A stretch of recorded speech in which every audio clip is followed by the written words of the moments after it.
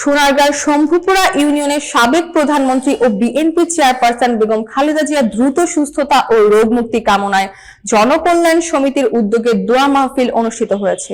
সোনারগাঁ প্রতিনিধি সজীব হোসেন জানান, রবিবার এই অনুষ্ঠানে রাজনৈতিক নেতাকর্মী ছাড়াও সাধারণ মুসল্লি, ব্যবসায়ী, শিক্ষক ও স্থানীয় সুধীজন অংশ নেন।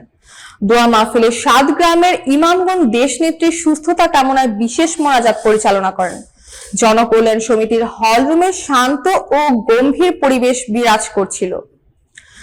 সমিতির সভাপতি আলহাজ বজলুর রহমান বলেন, দেশনেত্রী বেগম খালেদা জিয়া বাংলাদেশের গণতান্ত্রিক আন্দোলনের এক অটল মোমবাতি। তার অসুস্থতা দেশের জনগণকে মর্মাহত করেছে। আল্লাহর রহমতে তিনি সুস্থ হয়ে আবারও দেশের মানুষের পাশে দাঁড়াবেন, এটাই আমাদের প্রার্থনা। তিনি আরো যোগ করেন, আমরা শুধু দলীয় নেত্রী নয়, জাতির এক অভিভাবকের সুস্থতার জন্য দোয়া করছি। দেশনেত্রীর সুস্থতা দেশে গণতান্ত্রিক প্রক্রিয়া ও রাজনৈতিক স্থিতিশীলতার জন্য অত্যন্ত প্রয়োজনীয়।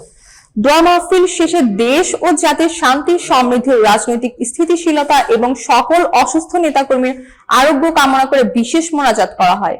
স্থানীয়রা এই ধরনের উদ্যোগকে কৃতজ্ঞতার সঙ্গে স্বাগত জানিয়েছেন।